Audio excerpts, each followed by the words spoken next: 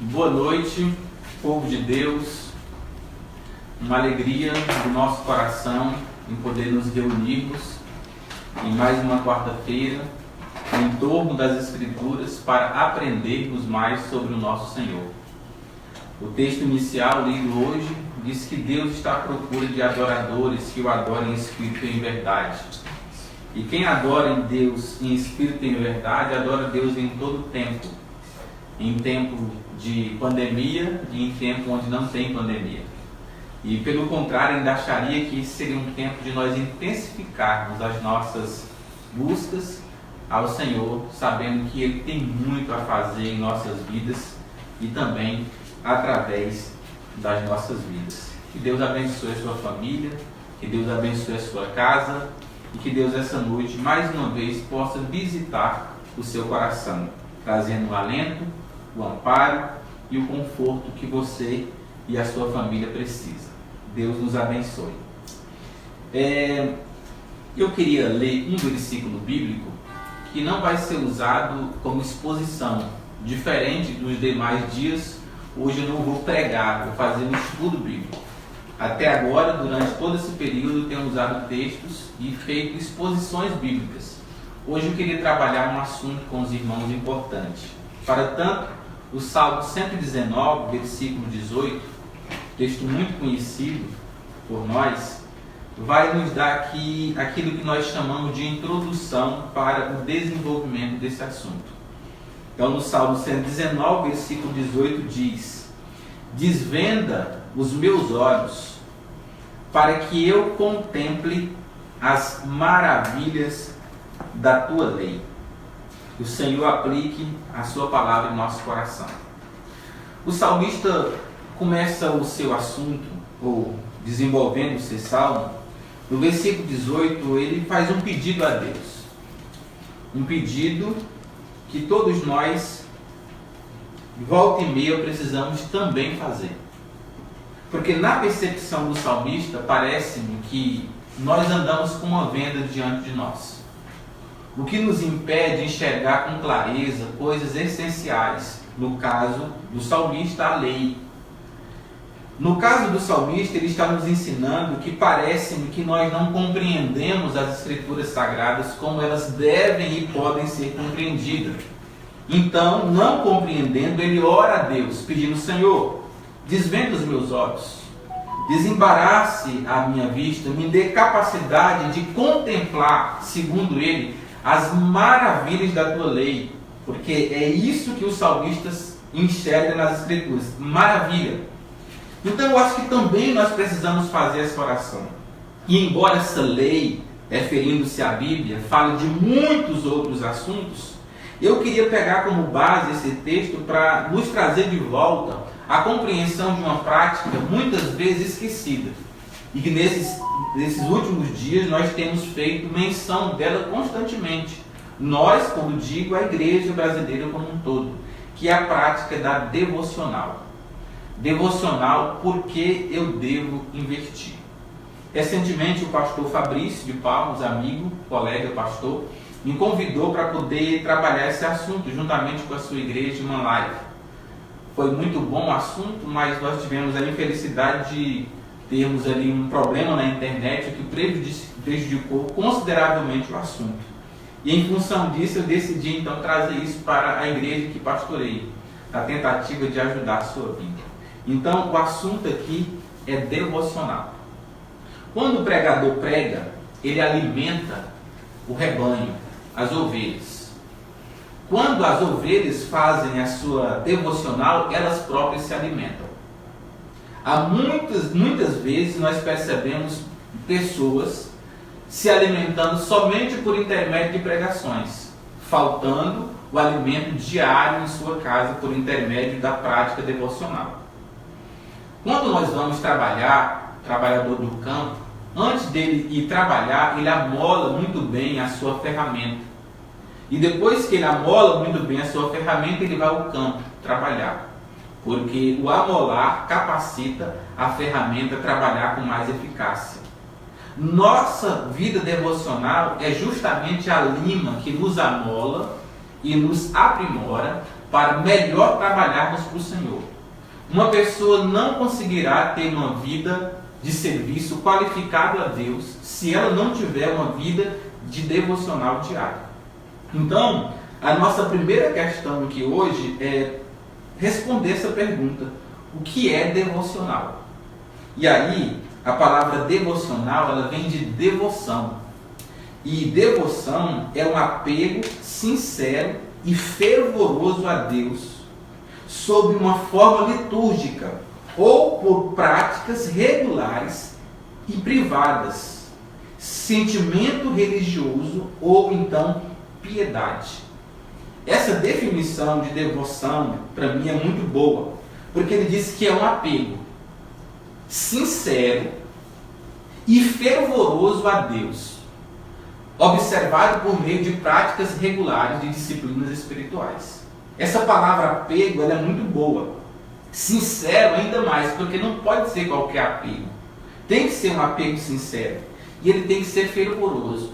Eu acho que muitas vezes, em nossas liturgias, em nossos cultos, falta-nos fervor. Falta-nos ardor por Deus. Falta-nos paixão pelo Senhor. E eu acho que essa resposta da ausência de fervor está justamente na nossa ausência de devoção, na nossa ausência de devocional. Então, à luz dessa interpretação, o dicionário vai nos dizer justamente isso. Também o apóstolo Paulo, na sua primeira carta, no capítulo 6 de Timóteo, no versículo 3 a 6, ele vai chamar isso de piedade. Que piedade é um conjunto de disciplinas espirituais que um crente adota para poder se relacionar com Deus e agradá-lo. Então, há aqui um conjunto disso. Então, Paulo chama isso de piedade. Agora, a grande questão é quais são os pilares da vida devocional do crente. E aí, para responder isso, nós precisamos pensar no que a Bíblia diz. O que a Bíblia diz sobre os pilares da minha vida devocional? E não é novidade, mas a Bíblia Sagrada é o nosso primeiro grande e supremo pilar da vida devocional. Ler a Bíblia. O salmista lá no Salmos 1, versículo 2, disse que antes o meu prazer está na lei do Senhor, e na sua lei eu medito de dia e de noite. Por que eu medito de dia e de noite? Porque tudo que nos é prazeroso nós não queremos parar de fazer. Por isso que ele disse que antes o meu prazer está na lei do Senhor. Quantas coisas hoje no mundo não nos traz prazer?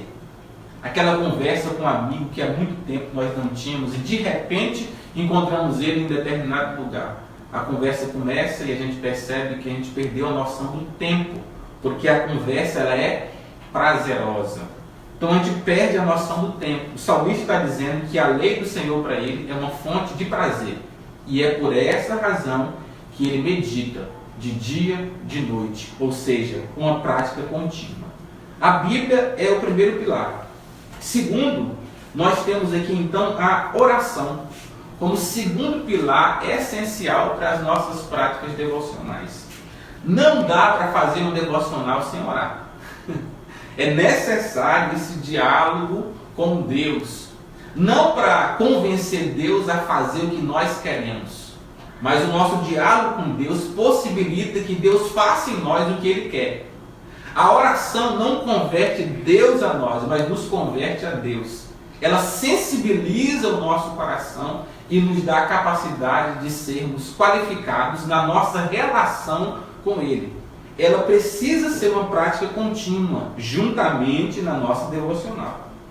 Uma terceira prática fundamental é o louvor. Está lá em Efésios, se você quiser acompanhar na sua casa, Efésios capítulo 5, versículo 19. O texto diz que louvando a Deus, ele diz de coração. Aí ele diz por intermédio de salmos, hinos e cânticos espirituais. Olha que coisa bacana. Louvando, a palavra louvor significa elogio. Louvando a Deus, porque não é elogio a nós. Então os louvores têm que engrandecer Deus, tem que falar dos seus atributos, da sua santidade, da sua misericórdia, do seu amor, do seu plano redentor para a humanidade, fala do que Deus fez, elogiar. falar o quanto Ele é bom, o quanto Ele é belo, o quanto Ele é misericordioso. É louvar a Deus. Então, o louvor é a expressão fundamental de uma devocional ou de um coração devoto. E o texto diz, louvando a Deus de coração sincero, de coração. Olha que expressão boa, porque muitas vezes o nosso louvor se torna técnico. Olha, isso é importante. O nosso louvor se torna mecânico. E aí nós fazemos a coisa no automático. Falta coração no louvor. E só haverá adoração quando tiver coração.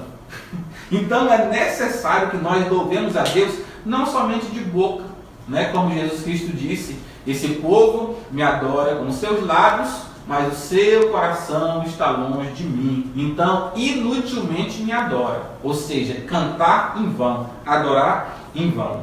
E o texto diz que é por intermédio de salmos, porque os salmos, no Antigo Testamento, eles eram lidos, né? Eles eram cantados, melhor dizendo. Eles eram cantados. Segundo, também por intermédio de hinos. Todo mundo, em toda a história da humanidade, o grupo religioso tem os seus hinos, ou os seus hinários, né?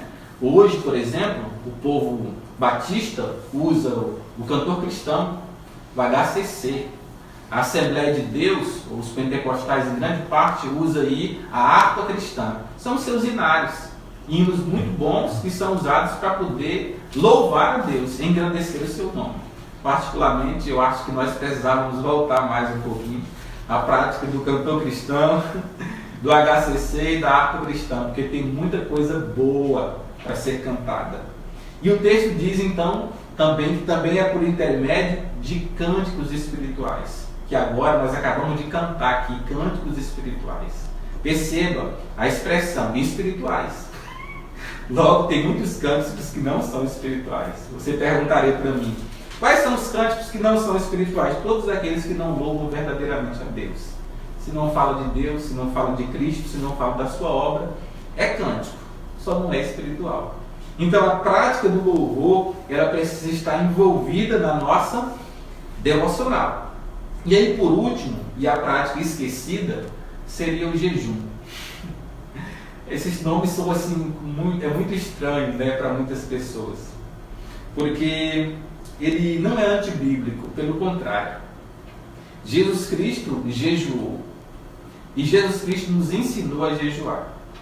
Os grandes homens da história não somente pregaram, mas praticaram o jejum.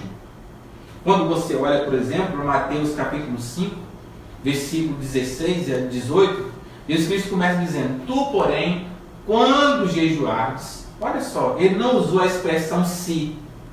Não, ele não usou se jejuar. Ele está dizendo quando. Porque o crente que quer observar as práticas da Bíblia Sagrada precisa fazê-las todas. Então, quando eu posso decidir? Quando jejuar ou quando não jejuar? Mas se não, eu não posso decidir jejuar ou não jejuar. Olha só, esse período que nós vivemos de pandemia, que tempo oportuno para o jejum, irmãos. Nós estamos dentro das nossas casas. A maioria do povo tem hoje a liberdade de tempo que outrora não tinha.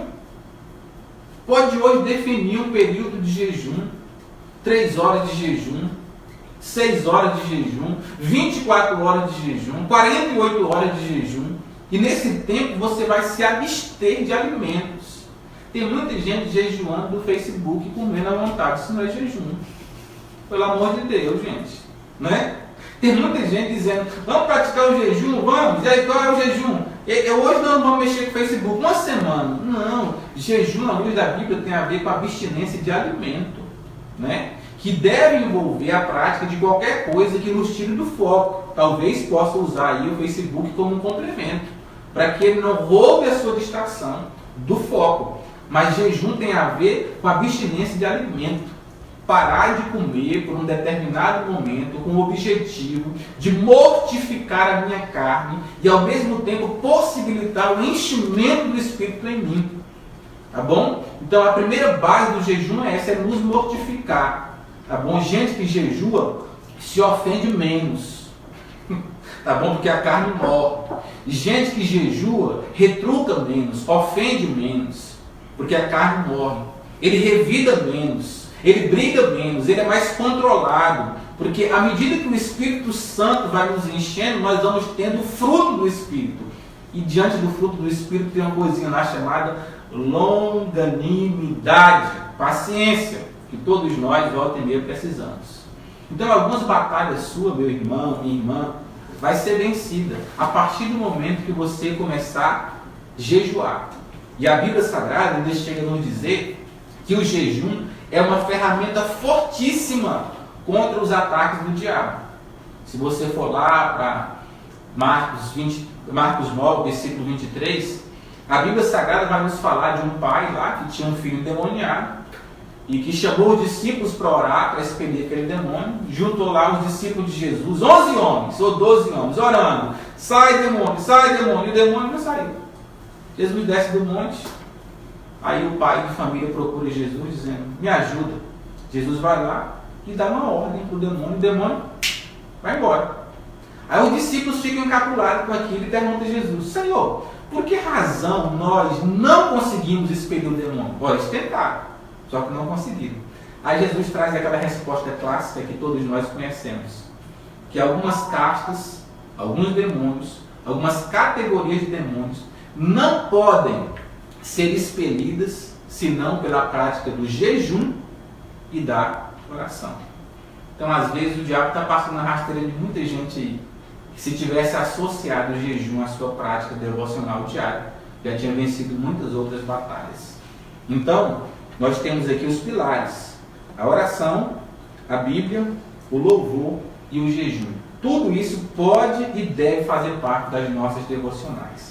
Ai, pastor, eu sou diabético, não posso jejuar por muito tempo. Jejue dentro do tempo que você pode. Há um tempo, você consegue ficar 3 horas sem comer? Aproveite essas 3 horas. Concentre a sua vida na oração, na busca a Deus. E apresente a Deus seus desafios, seus pedidos. E Deus vai dar a vitória para você em nome de Jesus. A outra questão é como fazer essa devocional. Porque nós falamos o que é devocional, quais são os pilares que acontecem na devocional. E agora é como fazer. E aí eu diria que, em primeiro lugar, você precisa de um lugar apropriado para a sua devocional. Né? No trabalho você tem um lugar certo, não tem? Você já parou para pensar nisso? Para tudo você tem um lugar certo. Na devocional o povo quer fazer em qualquer lugar. Não, na fila do banco lá eu vou aproveitando para fazer a devocional. Não, faça a meditação nas escrituras. A devocional é mais completa e ela exige um lugar mais apropriado. Então, caça um lugar certo, né? Para você poder buscar a Deus, para você poder ter liberdade. Em segundo, é necessário ter um tempo de qualidade, gente. Não dá para ter uma boa devocional em 5 minutos. Às vezes eu vejo o povo lendo um versículo bíblico e dizendo que já fez a devocional deles. Meu Deus, não dá para ouvir Deus na pressa. A minha experiência ministerial tem me dito que ouvir a Deus exige paciência, tempo, meditação. A maioria das pregações que o Senhor me dá enquanto eu estou nas minhas devocionais, meditando, longe, né, de qualquer coisa que me atrapalhe. Então tenha tempo, separe. Hoje você tem uma ferramenta tão boa, você tem um manancial na sua casa. Se não tem, porque não quer, porque a igreja disponibilizou para você adquirir. Olha, uma fonte de devocional prática. Nesse tempo de pandemia, o que temos são sugestões de como termos uma devocional boa. Tem muita gente boa na fé aí nos ajudando. Então tem o material pronto, só precisa de você um tempo de qualidade e a disponibilidade para não negligenciar essa prática tão importante na nossa vida. Você fez sua devocional hoje? Essa daqui veio do Espírito Santo.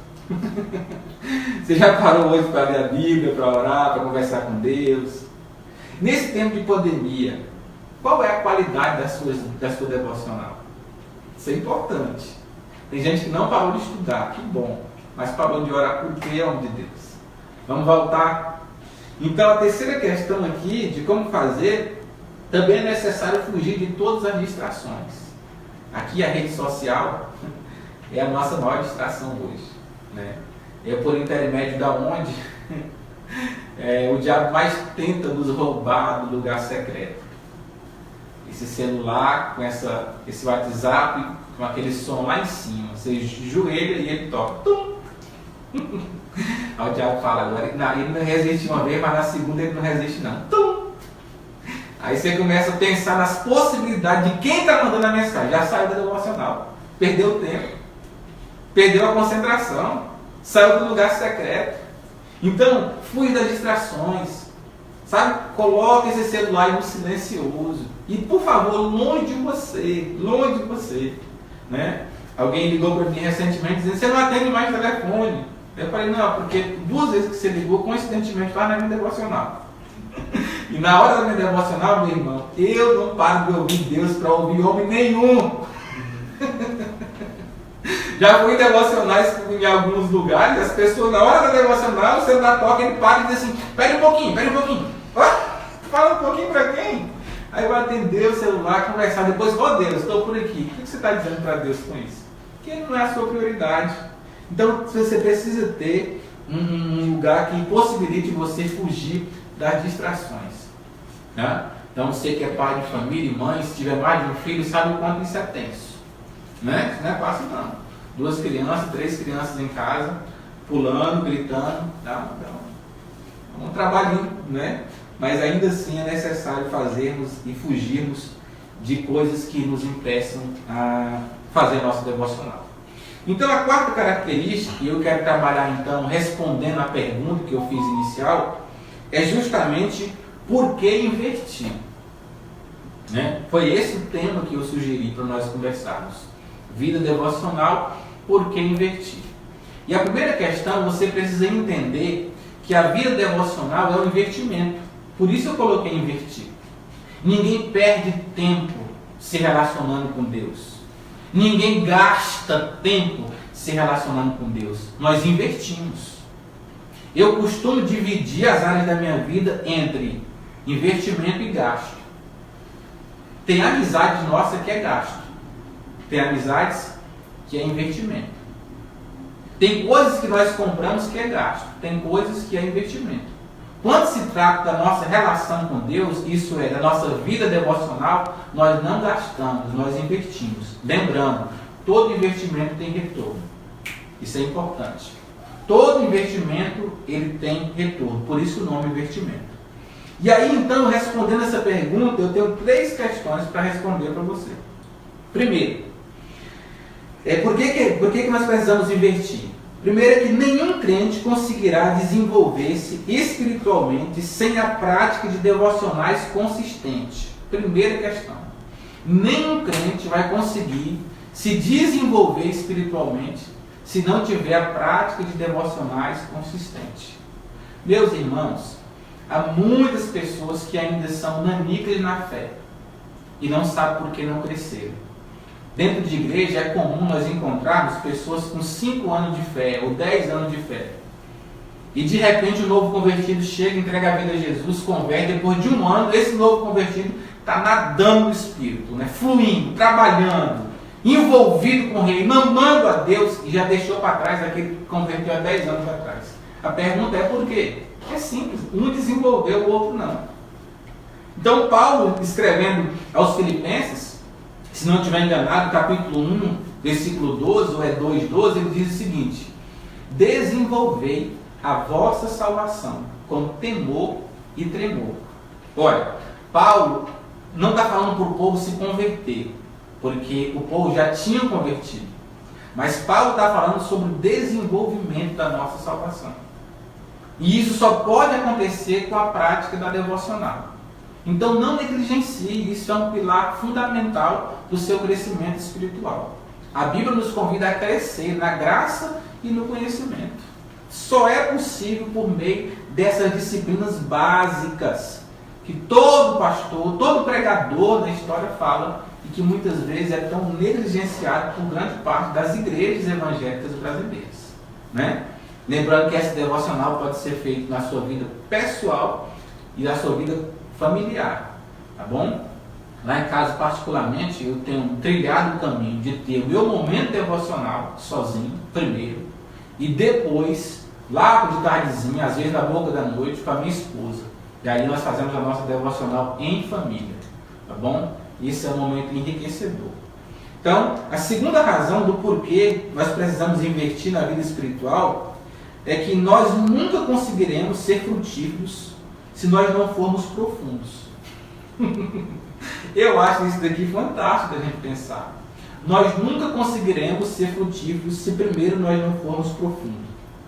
Sabe quem são os crentes mais frutíferos em uma igreja?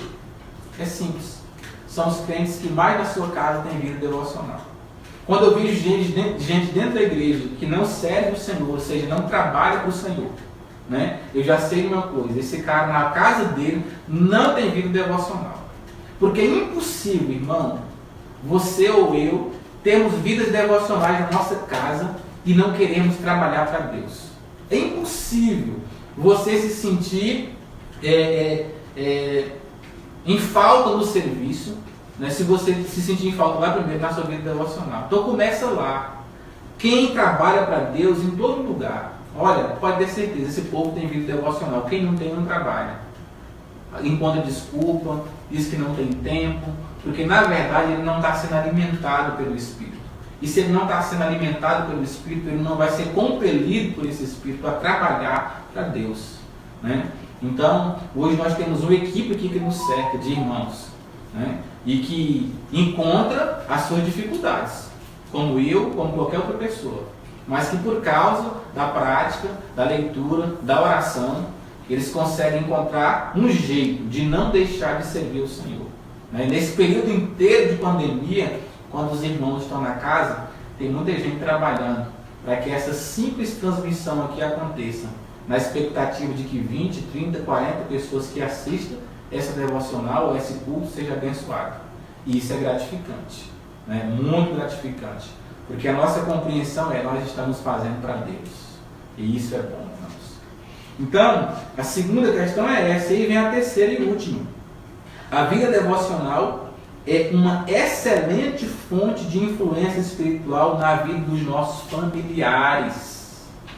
Meus irmãos, nós vivemos em família.